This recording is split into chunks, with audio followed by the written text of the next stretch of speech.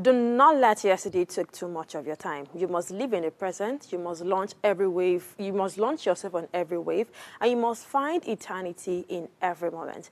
It's a new week. It's a new day. You're welcome back from the weekend, and welcome to the show. Waste Breakfast. I'm so happy to be welcoming you back from the weekend and welcoming you to a new week, a new day. This is Waste Breakfast coming your way live from the studios of Upgrade TV here in Lagos, Nigeria. My name is Omotoshola Sharimaki, and I have with me, as always, the ladies. Good morning to you, ladies. How are you doing? We're doing great. How was your weekend? How do you feel? You feel refreshed. You look refreshed, and I must comment, you guys look so good. Thank you. You look looking amazing bad too. Thank you. You almost, when I saw you on this outfit, I'm like, okay, I'll be on February 14. Come on. Why me? You're looking good. Thank you. Thank you. So how are you? I love the green. There's this color. There's this way green. green looks. Yeah, it's Money Monday. Money Monday. So there's this green scenery, God. this olive green. I love it. You look so amazing. Thank you so like your much. pouch. What's going on? I don't know. I feel like I just went on the weekend. I'm like, you know what? Let me try to spoil myself some more. So yeah. So how was your weekend? Tell me a little about your weekend. It was okay. I had meeting back and forth. So it was this time. The time of the month came around, and it was just everywhere. But I'm okay. I'm okay. So how do you feel entering the new week? Refreshed, gassed up, happy? I mean, it's a busy week because it's going to be very busy for me. I have personal work. I have 9 to 5 work, if you know what I mean. Right. And I have like this morning wealth work. So yeah, it's going to be busy, but I mean, I'm looking forward to it. I trust your creative mind as always. Come on. Hey, Kiki. Hello. Hi. Good morning once Good again. morning. How was your weekend? Fine. I just don't like to say so much about the weekend. It's just always fine. That's fine. I'm just always happy. So how do you feel? Do you like Mondays? No, I've wow. never liked Mondays. Oh, wow. I've never liked Mondays, but I just always, I always console myself with the fact that it's a new week, it's a new day, get it done. You know, I've done this affirmation thing, so I mean, we're doing it every week. Over and over We're setting again. that example. For me, too, I really do not like Mondays because before my Mondays are always off work for me. So I do not engage in that also and bustle that early morning. But I think right now I'm liking Monday because I try to avoid that early morning back and forth. So I just, be a night before and then set my mind, be well prepared and all of that. But I think I'm ready for the new day. I'm ready for the new week. And I hope from wherever you're watching me from, in traffic, in your room, in your office space, where you're sitting looking pretty, I hope you're ready for the new week and ready for the new day. Well, we go on a quick break right now, and then we bring to you a quick rundown of today's lineup of program, and also be back with our headlines across the globe. Please be on standby. Waste Breakfast comments in a minute.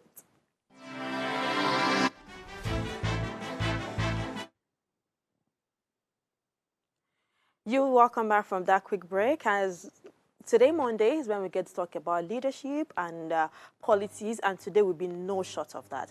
And today we'll be joined by our guest much later in the studio to talk about youth inclusiveness in politics. Yes, it's no longer a new topic, but we'll be looking at it from a different perspective as elections are forthcoming. Next year, 2025, we'll be talking about local government election.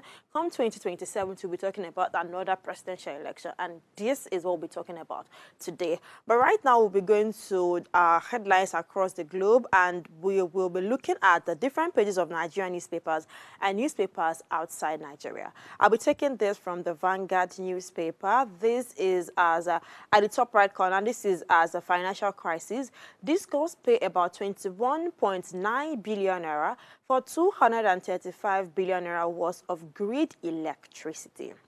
Right under, from the this story here says airfares price skyrockets distort travel plans. Just before it, this one is coming from Clark. He said how Jonathan wife others first wiki on Rivers. And then Seyi Makinde of Oyo State says on a Monday interview, he says how our agric revolution is delivering dividends by Governor Makinde. And the major headline on the Vanguard newspaper reads that experts see danger around minimum wage battle. Right under from the education sector, this story reads, basic education, why UBE Act must be reviewed, says Senate, UBE boss, and others. And at the bottom corner of the Vanguard newspaper, the front page, this story says, Obi mocks INEC, South African elections didn't experience glitches. Then from the insecurity challenges, the story here says, gunmen abduct 30 passengers in Nasarawa State. These and many more are the stories on the pages of the Vanguard newspaper this morning. And the newspaper that caught my attention the most is that of Peter Obi talking in relation to the insecurity challenges. It said there was gunmen kidnapping a couple of people in Nasarawa State. So I'll just do a quick reading of what happened and how Peter Obi going to talk about it. So the story here says, government must protect Nigerians. Killing spree mustn't continue, says Peter Obi. Here's the headline. Here's the detail of the story. The presidential candidate of the Labour Party in 2023, Peter Obi, has called on the government to act and protect the lives of Nigerians, saying the killing spree in the country must not continue. Obi made this call in a statement via his verified X handle, saying the former governor of Anambra State expressed sadness over the report of the recent killing of 7 mobile police officers by armed bandits in Zumi local government area of Zamfara State. He further talked about how the government must keep the nation safe by fishing out the perpetrators of those crimes and bringing them to justice. He said he will continue to add his voice against the ever-rising tide of insecurity in Nigeria, stressing that the life of every Nigerian matters and must be protected. That's like the headline that caught my attention the most, and I love how he talked about it. Insecurity challenges is no longer a new thing in Nigeria. In fact, it has been happening since Buhari's regime, and apparently right now it looks as if we are going from, it used to be good, better, best, but right now it looks as if we are not making any progress in that area. And he talked about how it looks as if we do not even value our people. We do not even value people. Yes, they are in the northeast, but is it until it start happening in Lagos before we can start taking it serious? Or is it until it happen at maybe Ikeja, or maybe Lekki, or maybe VIA before we can know that, okay, the lives of people are being wasted on a daily basis? Kidnapping here and there. I even read a story where a village herd collected money and allowed people to come to his village to hurt them, to kill thousands of people. Like Obi has rightfully said, every Nigerian matters. Our life matters. We are citizens of the country and we have a right to live. We're not supposed to be scared of living or be scared of what if tomorrow comes and then if Nigeria is not fighting any war, fighting war like other countries fighting war, then we should have sanity. We should live peacefully. Yes, we understand the economy is a bit bad, but let me drink my gari and drop cup. Let me drink my water and drop cup. Don't let me drink my water and be scared of what if tomorrow morning I don't know. They're even scared of saving for the future. So that's the headline that caught my attention this morning. To add to that, I think insurgency has existed way even before Buhari's regime. And if you really look at it, even Lagos, the popular states that we know, that we call the city, are now experiencing this same kidnapping, robbery theft, and all of that stuff. So I believe that every life must be protected. It must. Just as I said, that's the right of every Nigerian, that their lives be protected. And then we should also be careful of, the kind of things that we also express. As I said, this whole kidnapping, robbery, killing, murder, all those stuff, they actually get me thinking about how emotional draining it is, even for the families of people that they are kidnapping.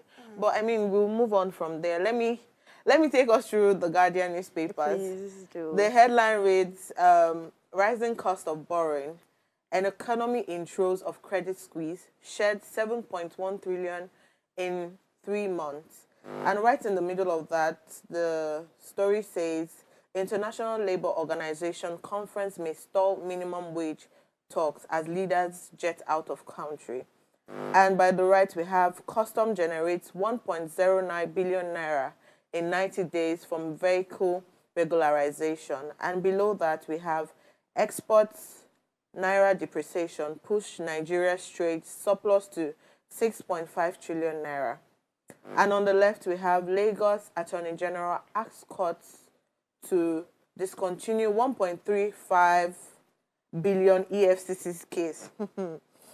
Below that, we have Northern Elders fault lawmakers offer solution to open grazing. And last but not the least, we have Kano declares emergency on education, says 4.7 million pupils sit on bare floor. Wow. Wow. Well, sit on bare floor. I feel like this is a story that one should talk about, and it's about the educational sector. We have in the north how many kids have been kidnapped from schools, and now in the north where we've had history of not being encouraged to go to school. Yes. Now school children are now the target for kidnappers, for bandits, and all of that stuff. So now we now have an establishment that does not have chairs for those pupils that sit on bare floor. It means that it's worse than just not having chairs. There's probably no books, there's no board, there's nothing. No teacher. And then for them to declare an emergency, you can imagine the out of school children that we have. Not just in Lagos, but all over Nigeria. Put together, the number of out of school children we have is tremendous. And that's why we see child labor, child marriage, child slavery, child trafficking, and all of that stuff. So that one, I feel like, it's not just Kano that should declare an emergency on education. I think every state should declare an emergency on education. I was going to check for the statistics of out-of-school children right now. And honestly, according to 2022 UNESCO report, it was reported that approximately 20 million Nigerians out of the 200 million population are not enrolled in school. You can imagine this that. Is a whole lot. You can imagine that. This is a whole lot. That's why I said every state. One out of every 3 children. Emergency on education. And this is what we believe to be the future. If you have been to the likes of Makoko, Ilaje, Makoko. Isolo, you will see how many kids. Just one class has over, let's say, over 200 kids. Just a class, and they're all sitting on the floor. Oh God, learning so sad. Whatever without books or pencils or anything. To be honest, do you know why I don't like adding too much of my time, or wasting too much of my time on this kind of issues? Is because the truth is, before now we've been saying it. If you remember this song, if I can't remember it, Everywhere Jaga Jaga. Do you remember that song? Do you know during that time they were facing insecurity? Yeah. They were facing no school. When Achebe wrote things fall apart. That, you know.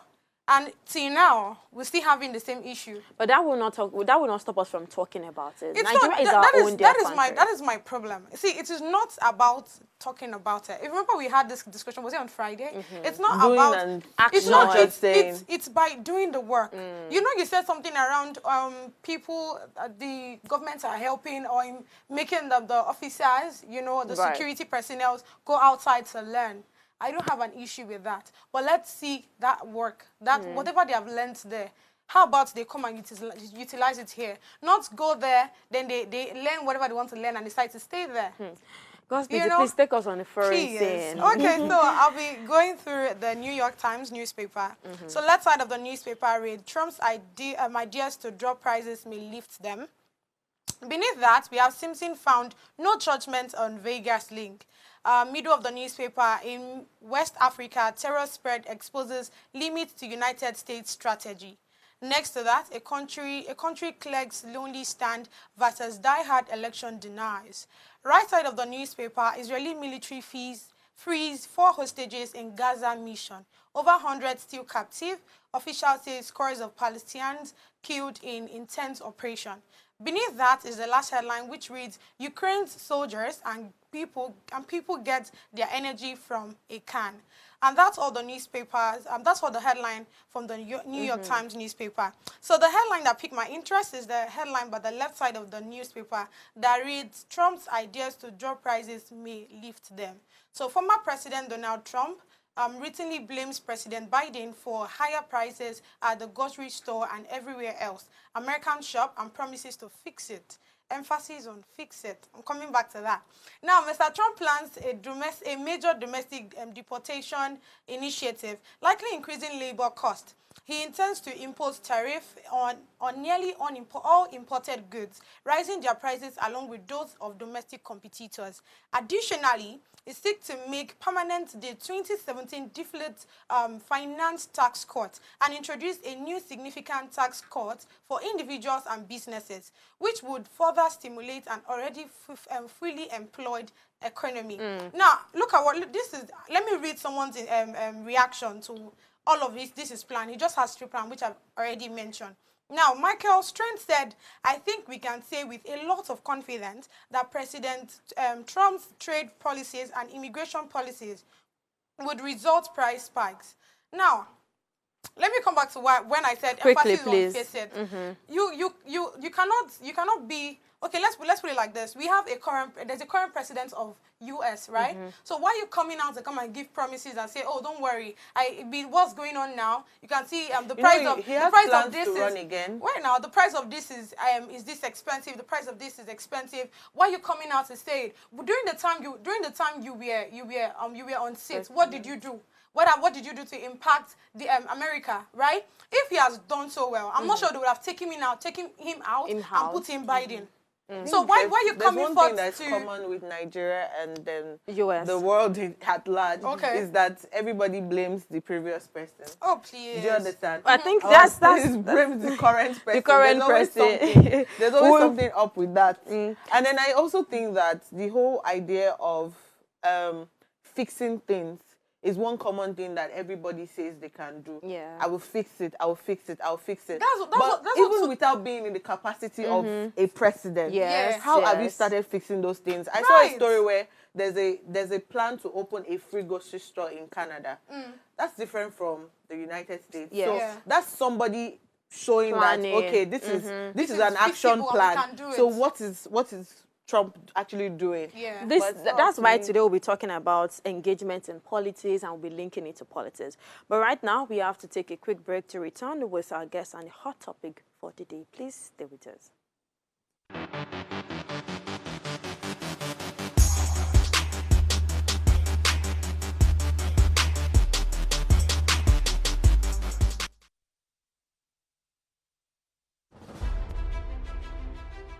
Nigeria, by extension, Africa, is faced with a lot of challenges. With the growing youth population and very little engagement. That is a ticking time bomb. We're blessed people with a diverse culture who have a lot to say. And yes, we are talking. It is important we drive conversations that informs, inspires, and influences thoughts and actions. If we say there is beauty in diversity, then let us embrace our diverse culture. We must continue to courageously be the voice of transformation. As we are the hope for the future.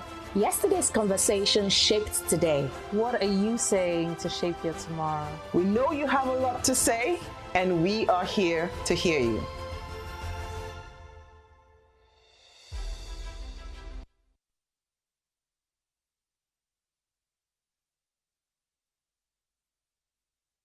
You said many things. A lot. Yeah. So let's start with the first thing you said about carbs and Nigerian food and how you don't think it's practical to lose weight on Nigerian food because it's carb heavy. Is that what you're saying? Is that what you're saying? Yeah. Okay. So everywhere around the world they eat carbs. So it's not just Nigeria. Abroad they eat bread all the time, which is also not so great. Burger. Pasta. Do you understand? Fries. So all over the world we eat a lot of carbs. So it's not, the carbs are not really the demons. It's actually our own mindset and our own habits. It is true. Because from when, even I find that with maybe Africa, but Nigeria, so let's speak about Nigeria. From when we are small, we are taught to eat a lot. From when you are a baby, you eat. It starts from even babies. It even starts from babies. You are not feeding this child. Yes. This child is not. They come and attack all the mothers. This child is not eating. Feed this child. Feed this child. So it starts from when you are a baby. You are taught eat more. Eat more. If you don't finish your food, check back for those who are Yorubas. You know. So we're there finishing, and guess what? Those finish your food habits. Do you know people in their 40s, 50s, 60s? We still have it in our minds to finish our food, even if we're full.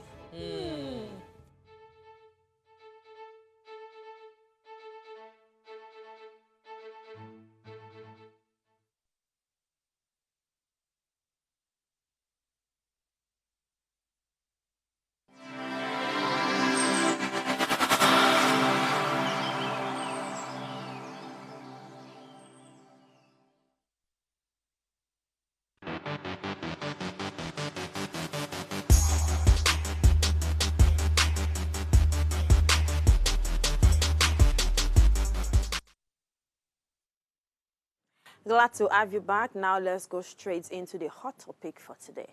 And today we'll be talking about something from the political shape. As we know that politics shapes every aspect of our society, from the laws that govern us to the services we rely on, but often the young people feel disconnected from this process. Today we are diving into the topic youth inclusion and engagement in politics. And to be having this conversation with us is a captain, a chief. He was born in Lagos. He set up his own company. His portfolio is very interesting. It goes by the name Taiwo Jalupon Shakir Babi, a management consultant. Good morning to you. Glad to have you in the studio with us this morning. Good morning. Good morning. Mashallah. Good morning. Thank you very much for joining us. Good morning, God's Beauty. Good morning. Good morning. Thank you very much. So we'll be talking about youth inclusion and engagement in politics. It's no longer any new thing. It's not a new topic. It's not something that we're just talking about. It's something we've been talking about before, because to be honest, the young people make a significant position in the population census in Nigeria and outside Nigeria.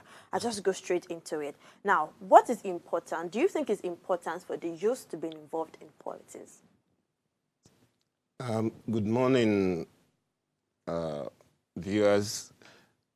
The politics is a place where the youth should be. That's as a start. If youths are not in politics, then who should be? What we have in Nigeria is that the youth has abandoned politics, for elders, who actually were in politics in their youth. And it's unfortunate, I had been an advocate of, why doing a looter on the streets when you should be doing a looter in political meetings? Every part of Nigeria, yes, every part of Lagos, there are stakeholders. Those stakeholders are the ones that if they call a meeting, you'll find them sitting there 3 times, 7 times, 24/7, every week, But we have this huge numbers. That's the largest demography in terms of when you look at, the population, either just doing their politics on Twitter, on Facebook. And I think that's part of the reason why Nigeria is where we are today. If you look at most democracies, you'll hear of Obama was a community organizer after school. If you look at even the UK, the parliamentary system, and France, most of these guys started in their 20s, pounding the streets, knowing the communities and all that. And then they will be in the meetings with their, in the UK, in the US, they're elders, So if the Nigerian youth is not sitting down and then, having this movement that says, it's not about, disrupting the system. See, the Nigerian youth has this, we disrupt the system, that's how we take over. No, you have to join the system to be able to take it over. You can be an outsider and take over a system. Every politics, that had, taken over the system from outside actually failed. Even from the French Revolution to the communists, regime in Russia and all the rest.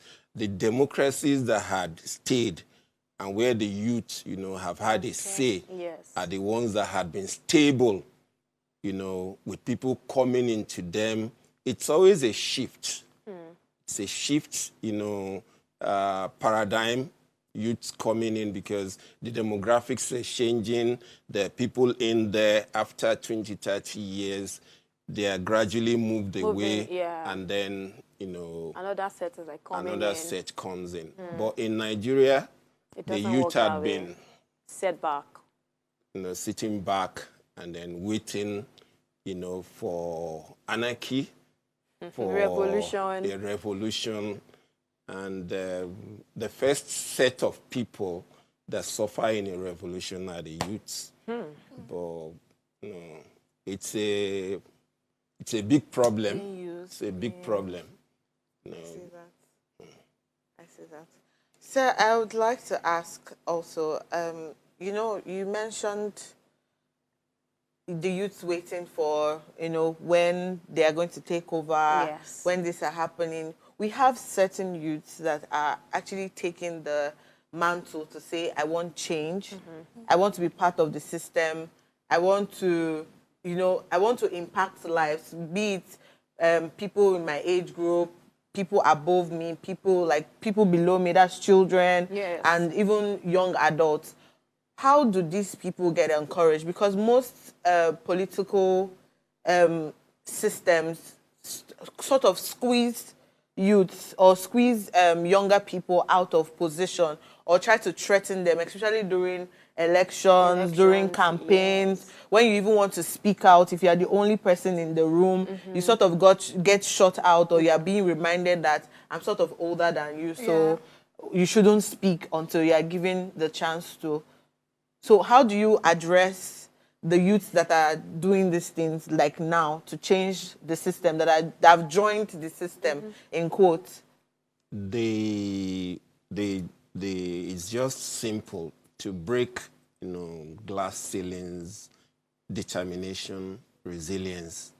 You know, it's not nobody is going to hand this thing over to you, you know, on a platter, gold, bronze, whatever nothing it at is, all. you know, or wood, you know, so you need resilience, you need determination, then you need an action plan. You need to have a critical mass, you know. It doesn't make sense if you are a 20-something-year-old in the midst of 40 to 70-year-olds or 40 to 80-year-olds. You know, they are the critical mass. You know, you are new, so you need to go, just like I was talking about community organizing, active recruitment. See, to change government is not about abusing what is there. Because like I always say, you know, every nation has the government they deserve. Yeah. We come, you know, whoever we put there, from councillor to local government chairman, local government chairman, to the state governor, to the president, House the of senators, Reps and all of that. Yeah, you know, they are Nigerians. They are us. And funnily, these guys, most times were the youths. They were very verbal and hot-headed and outspoken some 20, 30 years previous. So what changed them? You know, the structure in Nigeria, you know, is already, you know, skewed towards corruption. You know, we went from the parliamentary system to the presidential system. Yes. It's very hard for the youth to take power during the presidential system. When we were running parliamentary system, you find out that most of the people who were there, they were in their 20s and 30s. Yeah. You're vocal. Yeah. You can, you know, represent That your people. Aluta You spirit. can, yeah, you can. So people listen to you, and then they give you responsibility. Yes. Deputy minister, you know, minister and all that. If you perform, you are moving up.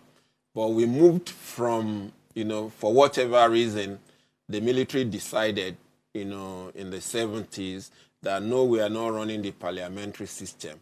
So a lot of youths are wondering, why was Macron able to, or Sunak was able to get to that position? That's Yes. parliamentary system. Yes. When we run the parliamentary system, we had that same, you know. So if you look at presidential systems. Nobody gets to be a president, even in Germany, yes. unless you're in your 70s or 80s. Oh, yes. You know, in the US, you know, Obama was, you know... Even some other African countries. Yeah, it was even a rare case of a younger person getting into power. And the reason why is that he had godfathers, the Kennedys, the Clintons, and all that. So we have our youths, you know, they don't even understand what mentorship and godfatherism, you know, does to help, whether it's your political career, whether it's your broadcasting career, even in companies that, so you need that mentorship, you need godfatherism, godmotherism. Yeah. But we have built this, you know, things that to us are negatives, and then it pulls us back as youths. It pulls the youths back, you know. I grew up at Luther myself. You know, we had those we believed are, you know, people we should follow, that we listen to. Right. Ebenezer Babatokpe, Bino Topsy, and the rest. And then there was the interim government. Oh, June 12th is cancelled, so we must put the radicals in there. Yes. And the radicals got in there as ministers and all that.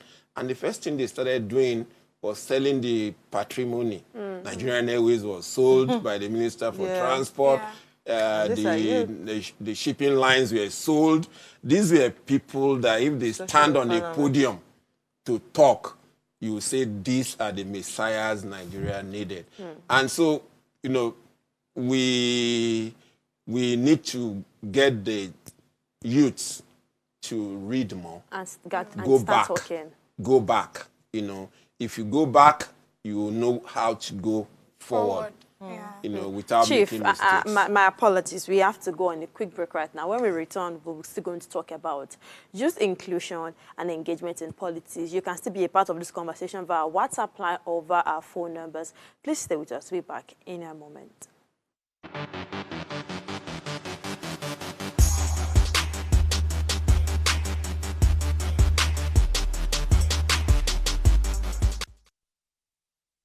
You are still on to West Breakfast Show, and we are still having a conversation with Chief Taiwo Jalukmo, and we are talking about youth inclusiveness in politics and engagement in politics. Just before we went to that short break, he talked about mentorship, reading, godfatherism, and then the June 12th election. You can be a part of this conversation via our WhatsApp line and via our different social media platforms, or you make a call and we'll pick your calls and listen to your comments and observations about this topic. Okay, so, Chief, welcome once again. So it has been suggested that the Constitution should be amended in address to the exorbitant fee required to participate or run for office in Nigeria. These high fees particularly hinder youth participation, especially for those without significant financial resources. Do you agree with that the Constitution amendment is necessary? Or, okay, if so, which authorities should we approach to effectively resolve this issue? Because it's not enough to say, oh, we don't find the youth in the Nigerian government sector and all of that, or in politics. When, I mean, only the fee alone is something else. Thank you very much. There is a misconception. Okay.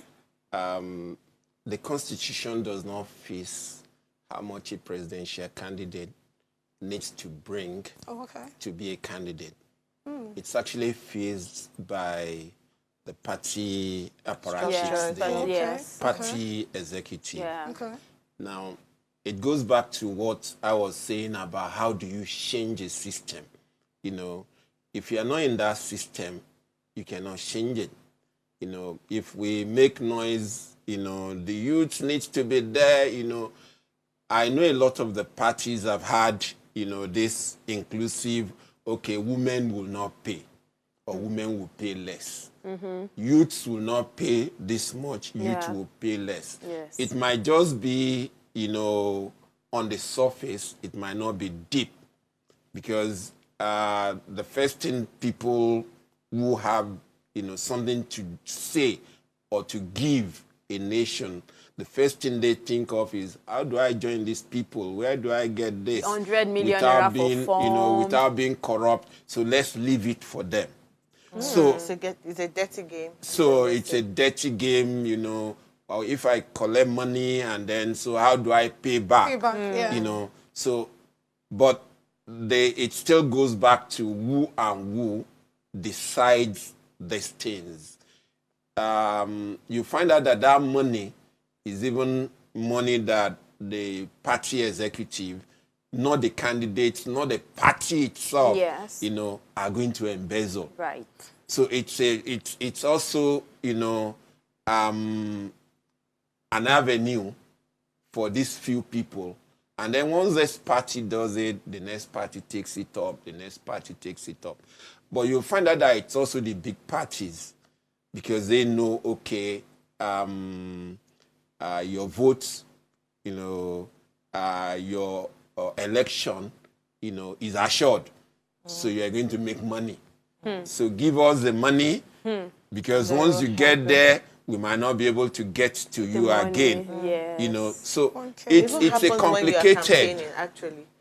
Yeah. What do you have to offer? What do you give us? It's a complicated, you know, issue. She would understand more, because I kept on telling her, go out there and, you know, don't, you understand? Yeah. So the youths also need, you know, elders To push them. to push them. Now, you Chief, know. speaking of elders pushing them, you mentioned something earlier. You talked about godfatherism and mentorship. Yeah. To be honest, I feel and I believe they are two different words used in two different environments.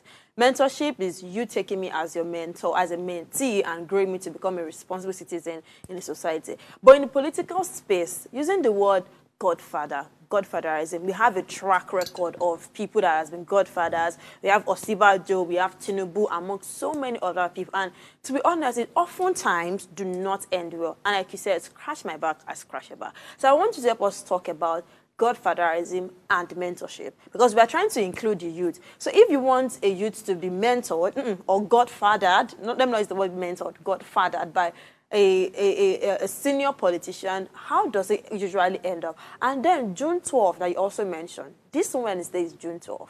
What do you think we Nigerians should do better? We youth should do better. Okay. So mentorship, godfatherism, like I said, you here in Nigeria, they are trying to put a dichotomy. Yeah. But it's not there.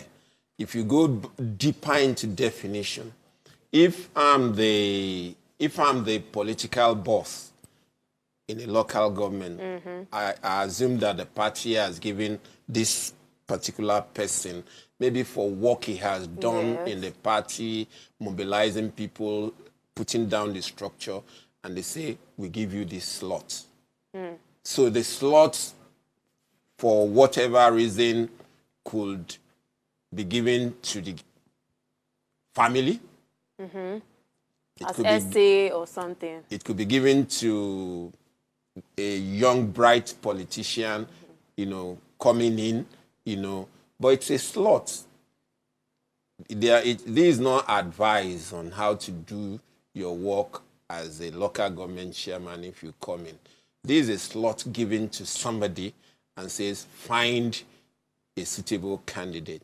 So mentorship, godfatherism, you will see that there is a bloodline. The boundaries, right. You know, it crosses into each other. Right. You know, so, and there is no politician anywhere in the world that doesn't have a godfather.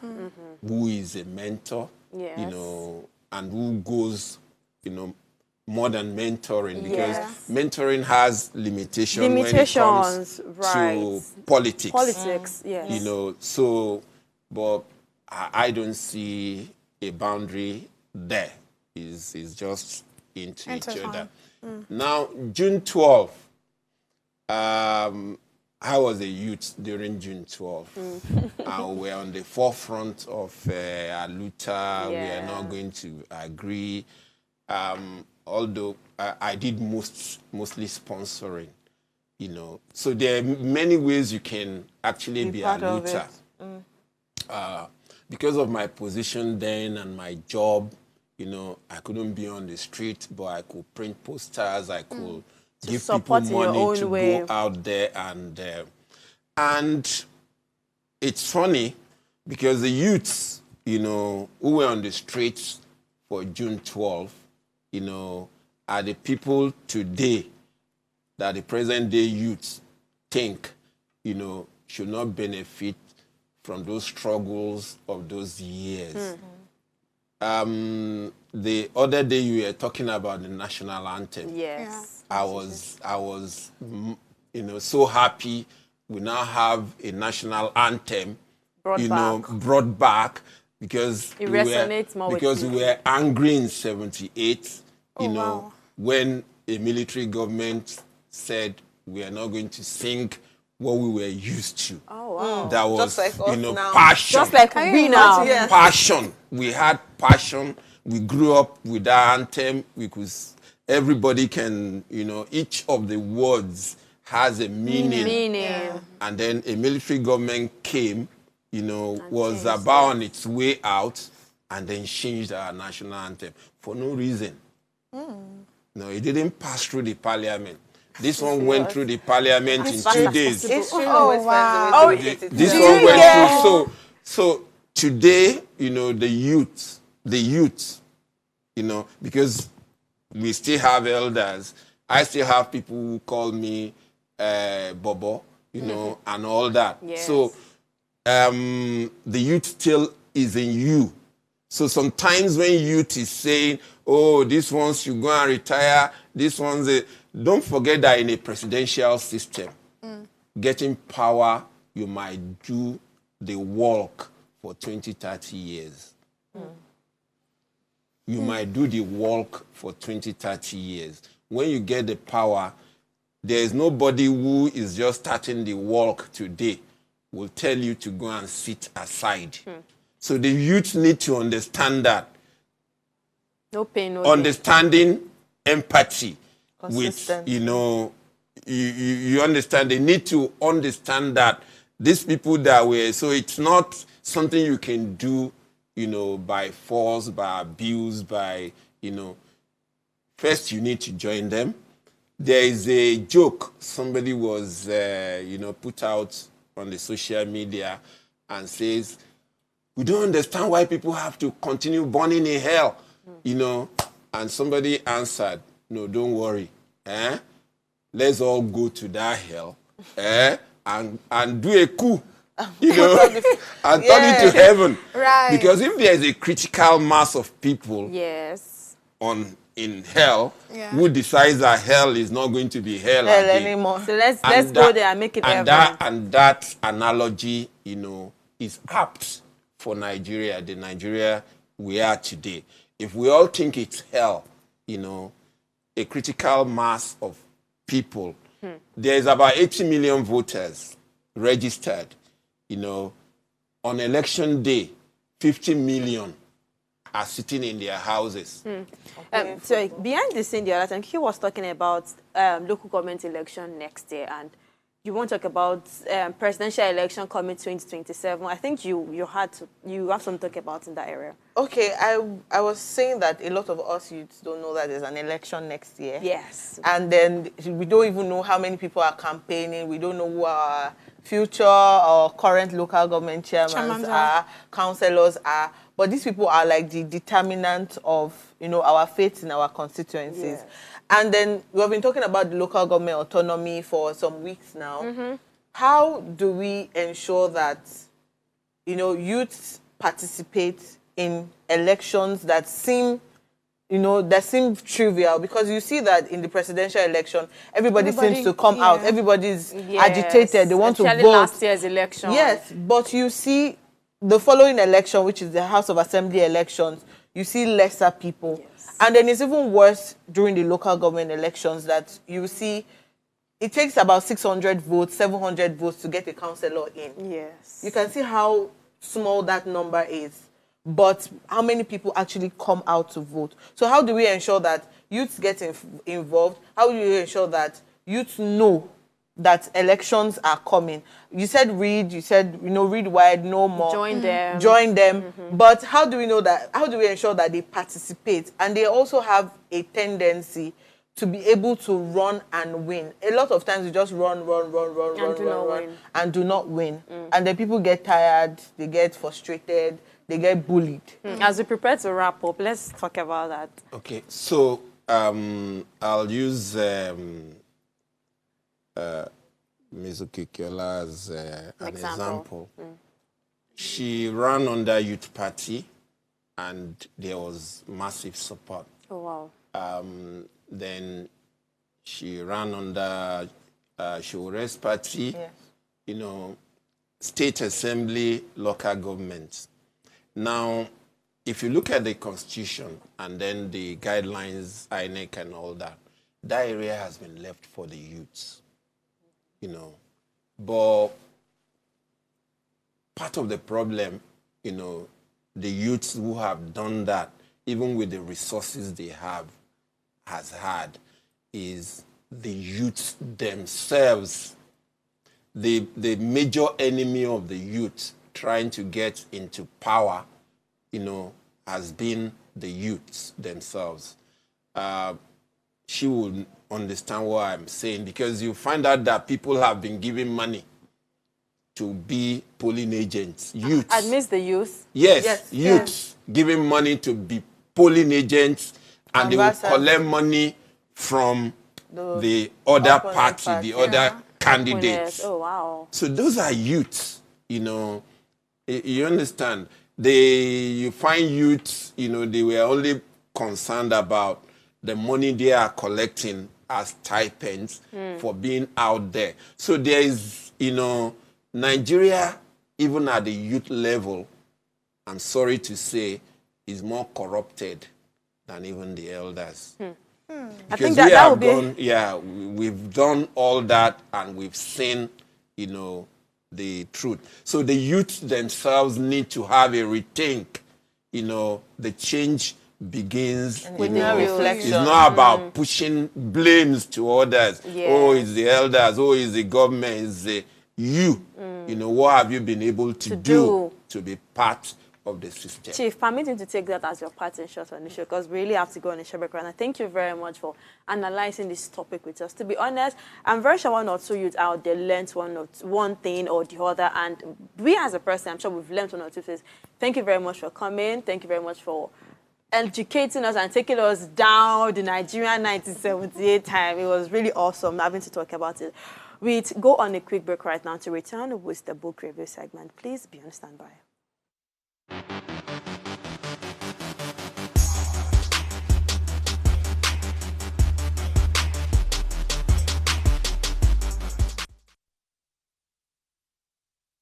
Glad to have you join us. You are still on to Wiz Breakfast, and we're gradually wrapping up the program this Monday morning.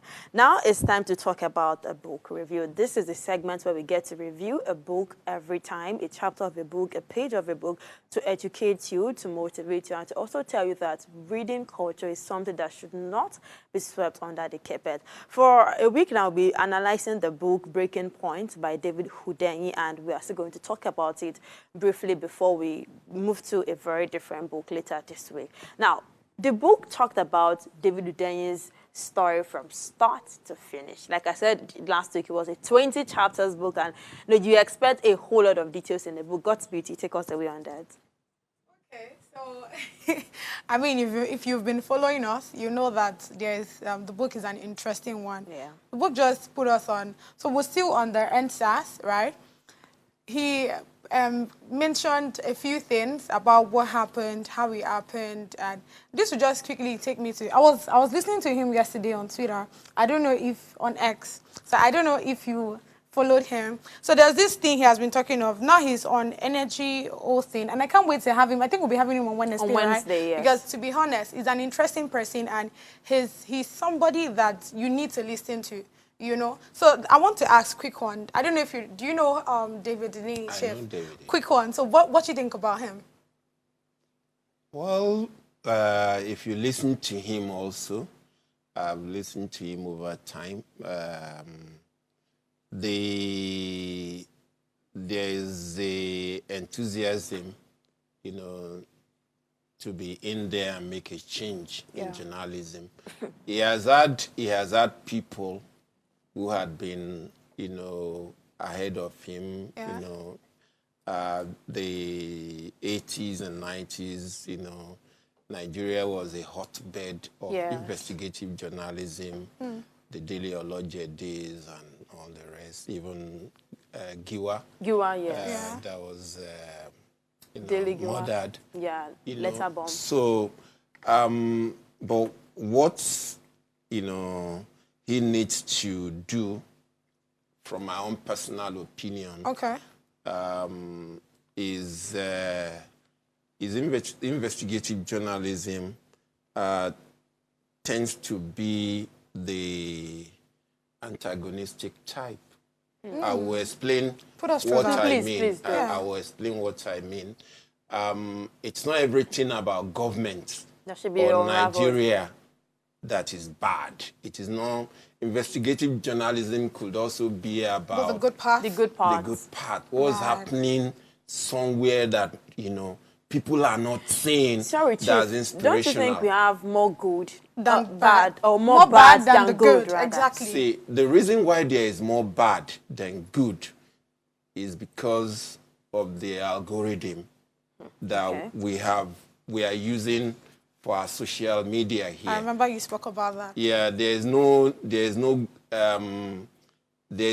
policy that says this is what goes on out the social media. See, the only thing that is allowed to go on the social media in the US is a mass killing.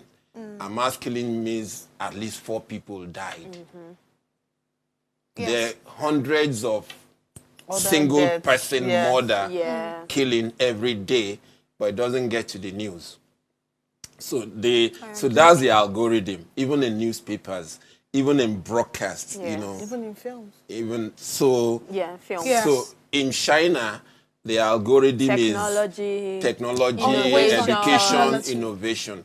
So I would, you know, want, you know, somebody like David, as he's growing older in the investigative journalism field, to also look at, you know, there are a lot of things that, you know, enlightens. You know, it's not the bad part because always. If you, most times I delete apps. I go on those apps because somebody sends news to me on that app.